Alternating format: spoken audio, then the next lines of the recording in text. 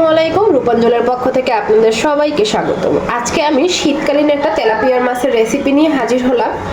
তো তেলাপিয়া মাছ কিন্তু আমরা অনেকেই পছন্দ করি না, তবে যারা একটু একটু খায় তারা অবশ্যই এভাবে রেসিপিটা তৈরি করলে আমি 100% শিওর দিয়ে বলতে পারি এটা কিন্তু খুবই মজা লাগবে। তবে এটা কিন্তু শুধু শীতকালের জন্য, আমি শুধু শীতকালে তেলাপিয়া মাছটা এভাবে রান্না করি, আমার কাছে দারুণ লাগে খেতে।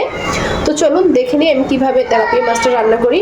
হয়তো আমার মতো অনেকেই রান্না করেন, অনেকেই এই রেসিপিতে তেলাপিয়া মাছ খেয়ে থাকেন। তো চলুন দেখে নেই আমি কিভাবে তেলাপিয়া মাছটা আজকে রান্না করছি। তেলাপিয়া মাছটা রান্না করার জন্য প্রথমেই আমি একটা খোলামেলা কড়াই নিয়ে নিয়েছি। এবার আমি পরিমাণ মতো কিছুটা সরিষার তেল দিয়ে দিচ্ছি। আমি এখানে সরিষার তেল খুবই অল্প ব্যবহার করব। আপনারা চাইলে যে কোনো একটা তেল দিয়ে রান্না করতে পারেন, তবে সেটা সয়াবিন তেল হলে বেশি ভালো হবে।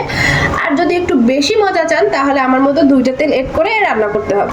সরিষার তেলটা যখন খুব ভালোভাবে গরম হয়ে যাবে, এরপর আমি এখানে সয়াবিন তেল দিয়ে দিচ্ছি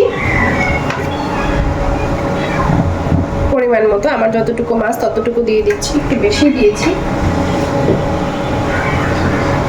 এরপরে এখানে আমি একটা মশলা বানিয়ে নিয়েছি। তো মশলাটা রান্না করতে করতে বলে দিচ্ছি কি কি বানিয়েছি।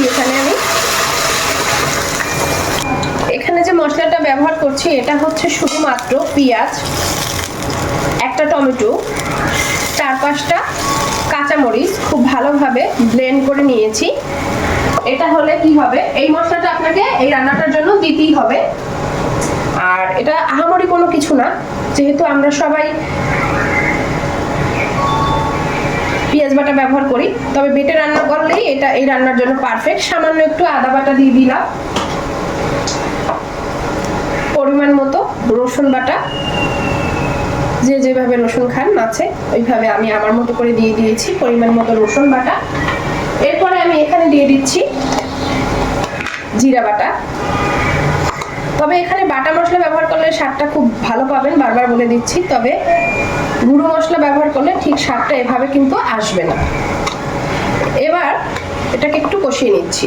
যখন মশলাটা হালকা একটু কষানো হয়ে যাবে তখন বাকি উপকরণগুলো এখানে আমি অ্যাড করে দিচ্ছি। ধনিয়ার গুঁড়ো, ধনিয়া বাটা খাওয়া তো আর আমাদের পক্ষে সম্ভব না, ধনিয়ার গুঁড়োই খাই, তাই ধনিয়ার গুঁড়োটাই এখানে ব্যবহার করছি। ধনিয়ার গুঁড়োটা দেওয়ার পরে আরেকটু সময় কষিয়ে নেব।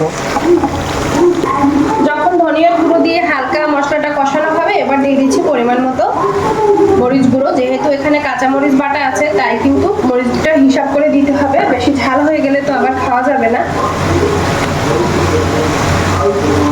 হলুদ গুঁড়ো। এবার নেড়ে চেড়ে একটু কালারটা দেখে নিচ্ছি, এতে করে আমি বুঝতে পারবো ঝালের পরিমাণটা কেমন হয়েছে। তবে আপনারা আপনাদের আন্দাজ মতো দিবেন। বেশ, আমার এখানে আর কোনো কিছুর দরকার নেই। এবার আমি কষিয়ে নিচ্ছি। এখানে কিন্তু একটা মিস্টেক হয়ে গেছে, লবণ দেইনি। এবার পরিমাণ মতো লবণটাও দিয়ে দিচ্ছি। এবার খুব ভালোভাবে কষিয়ে নেব। মশলাটা যখন খুব ভালোভাবে কষানো হয়ে যাবে, দেখতেই পাচ্ছেন স্ক্রিনে কিভাবে কষিয়ে নিয়েছি। এই পর্যায়ে চুলার আঁচটা মিডিয়ামে রেখে এখানে যে মাছগুলো আছে তেলাপিয়া, এগুলো সব দিয়ে দিচ্ছি। মাছগুলো দেওয়া হয়ে গেলে খুব আস্তে করে, যাতে ভেঙে না যায়, আমি এই জন্য একটু নরম টাইপের নিয়েছি যাতে ভেঙে না যায় মাছগুলো। খুব ভালোভাবে উল্টে পাল্টে দিতে হবে, তাতে সব মাছের গায়ে মশলাগুলো লেগে যায়।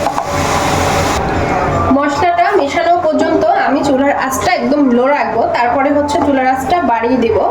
কারণ নয়তোবা মাছগুলো ভিতরে সিদ্ধ হয়ে যাবে কিন্তু ভালো করে কষানো হবে না, কষাতে গেলে আবার ভেঙে যাবে। এখন আমি চুলার আঁচটা একটু বাড়িয়ে দিয়ে মাছটাকে খুব ভালোভাবে এপিট ওপিট নেড়ে সুন্দর করে কষিয়ে নেব, যাতে করে মাছের ভিতরে সব মশলাটা যায়। মাছটাকে খুব ভালোভাবে কষিয়ে নিয়েছি। এবার আমি পরিমাণ মতো পানি দিয়ে দিচ্ছি। আমি এখানে ফুটানো পানি ব্যবহার করছি, আপনারা চাইলে যে কোনো পানি ব্যবহার করতে পারেন। এবার খুব ভালোভাবে একটু নেড়ে চেড়ে দিতে হবে।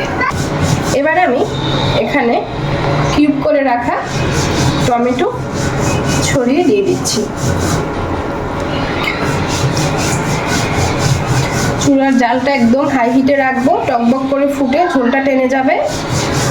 তারপরে কিছু উপকরণ দিয়ে নামিয়ে নেব। এই যে এই পর্যায়ে আমি এখানে ধনিয়া পাতা দিয়ে আরো 5 মিনিট রান্না করে তারপরে হচ্ছে তুলে নেব। মাছটা হয়ে গিয়েছে, এবার তুলে নিচ্ছি। এবার এটাকে পরিবেশন করে নিলেই হবে। এই যে আমি আর এখন সময় নেই, আর পরিবেশন করলাম না।